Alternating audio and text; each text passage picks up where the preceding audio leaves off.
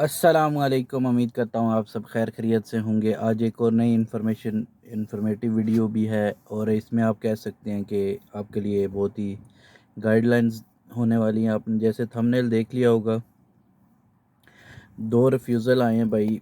कल दोनों पासपोर्ट कल ही मिले थे। एक सुबह मिला था अर्ली मॉर्निंग और एक 12 बजे के बाद मिला था। तो दोनों की रीज़न्स क्या हैं, क्या नहीं है, वो सब दिखाता हूँ आपको।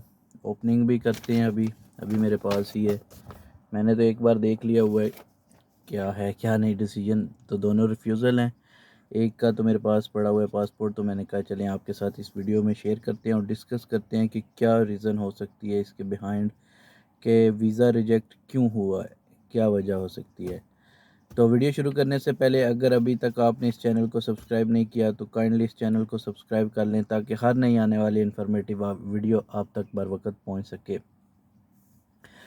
देखिए, पहले तो जो मई और जून के सबमिट थे वो बहुत डिले से आ रहे थे, डिसीजन ही नहीं हो रहे थे। किसी का 40 दिन टाइम लग रहा था, 50 दिन लग रहा था, ज़्यादा टाइम लग रहा था। लेकिन अभी टाइम कम लग रहा है, डिसीजन हो रहे हैं। लेकिन डिसीजन हो रहे हैं उसके साथ कुछ इम्प्रूवमेंट भी हुई है।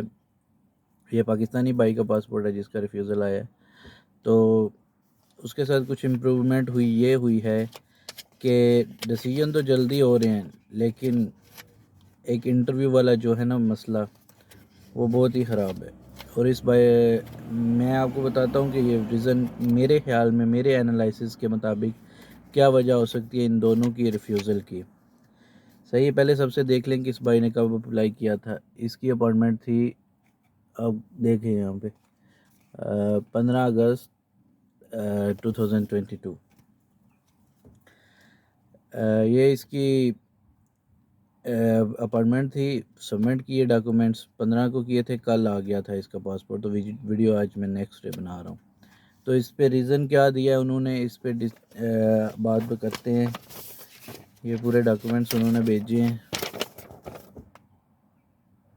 तो इस पे ये स्टैम्प भी लगी हुई है। अगर अपील करना चाहते हैं तो अपील का भी पूरी डिटेल के साथ है। तो इस पे बात करते हैं ये इन्होंने क्या किया है, क्या हो सकता है वजह। देखें, दोनों जो रिफ्यूज़ल आए हैं मेरे पास, दोनों की कापीज़ पड़ी हुई हैं। एक की तो ओरिजिनल पड़ी है और एक की मोबाइल पे पड़ी हुई है। तो दोनों की रीज़न सेम, जो एक की लिखी है दूसरे पे भी वही उन्होंने टिक की हुई हैं दोनों रीज़न्स। रीज़न लिखी हुई है, the information submit regarding justification for the purpose and condition of intent stay was not reliable. Okay. और दूसरी क्या है, there were reasonable doubt as to reliability as to authenticity of the supporting documents submit और as to the veracity of their content. दोनों की वजह क्या है, बात करते हैं इस पे। और मेरे एनालिसिस के मुताबिक क्या वजह हो सकती है इन रिफ्यूज़ल की। तो देखें, सबसे पहले याद रखें कुछ ना कुछ वजह होती है तभी रिफ्यूज़ होता है वीज़ा। एक बाई का किया हुआ था एजेंसी के थ्रू अप्लाई, दूसरे ने किया हुआ था बाई सेल्फ। सही है, दूसरे ने बाई सेल्फ किया हुआ था, एक ने एजेंसी के थ्रू किया हुआ था। अभी वीज़ा रिफ्यूज़ क्यों हुए हैं इन दोनों की? एक नेशनैलिटी थी बांग्लादेश की, एक नेशनैलिटी थी पाकिस्तान की।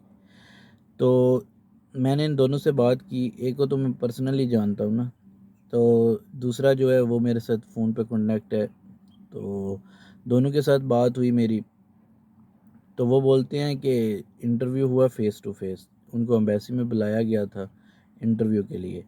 जब वो इंटरव्यू देने गए हैं तो एक का तो कॉन्फिडेंस लेवल बहुत लो था और इंग्लिश भी नहीं आती थी, दूसरे को भी इंग्लिश नहीं आती थी, कॉन्फिडेंस उसका लो नहीं था। जैसे वो गए हैं, उन्होंने इंटरव्यू लिया है, तो डेफ़िनेटली आजकल इंटरव्यू का मकसद क्या है कि वो आपकी देखते हैं इंग्लिश आपको कितनी आती है। अगर वो इंग्लिश का लेवल चेक करते हैं, आपसे कुछ भी पूछते हैं तो आपको जवाब इंग्लिश में ही देना पड़ता है। लेकिन अगर आपका इंग्लिश का जो स्टैंडर्ड है, जो आपको इंग्लिश जितनी आनी चाहिए उनको इम्प्रेस करने के लिए, अगर वो नहीं आती तो मेरे ख़्याल से, मेरे एनालिसिस से वीज़ा रिजेक्ट हो जाता है।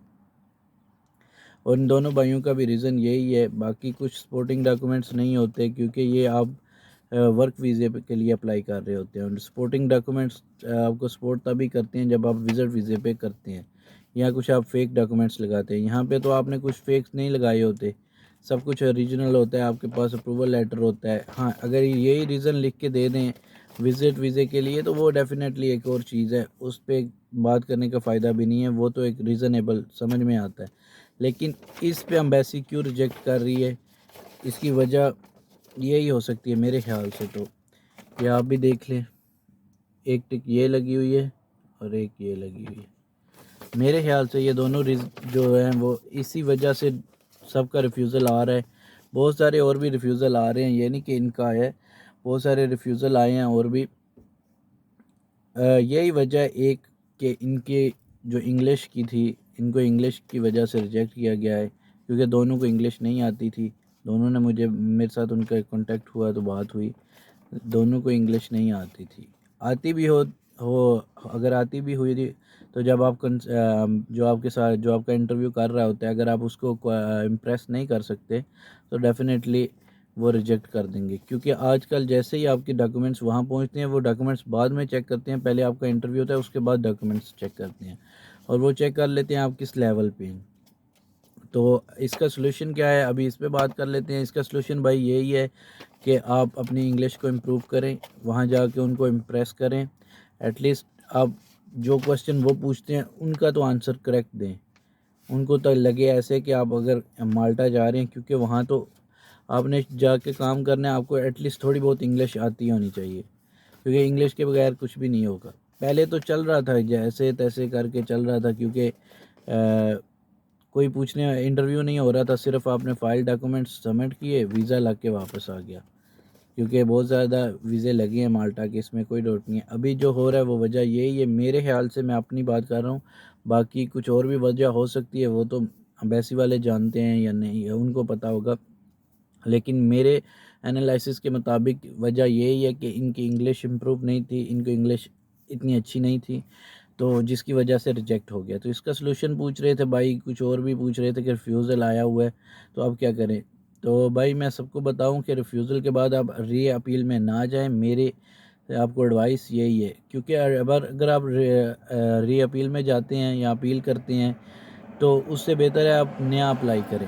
अगर आप अपने बाई सेल्फ अप्लाई कर रहे हैं तो कहीं और अप्लाई कर लें, किसी दूसरी कंपनी में, माल्टा में कोई इशू नहीं है। क्योंकि अगर आप माल्टा में नहीं करना चाहते, आप चेक रिपब्लिक में करें, लिथुआनिया में करें, और इसके अलावा पोलैंड में करें, किसी भी कंट्री और में भी कर सकते हैं। तो कोई मसले वाली बात नहीं है। अगर हो गया रिफ्यूज़ल, आपने उम्मीद नहीं छोड़नी, क्योंकि उम्मीद पे दुनिया कायम है। तो ये कुछ रिफ्यूज़ल थे तो आपके साथ शेयर करने थे। तो काइंडली जिसका भी इंटरव्यू हो रहा है तो काइंडली उसको मैं तो यही सजेशन करूँगा कि आप भाई थोड़ी बहुत इंग्लिश इम्प्रूव करें, ताकि आपका इंटरव्यू वाले दिन आपका इंग्लिश की वजह से वीज़ा मिस ना हो, आपका रिफ्यूज़ल ना आए। तो मिलते हैं एक नई वीडियो के साथ, तब तक के लिए अल्लाह हाफिज़।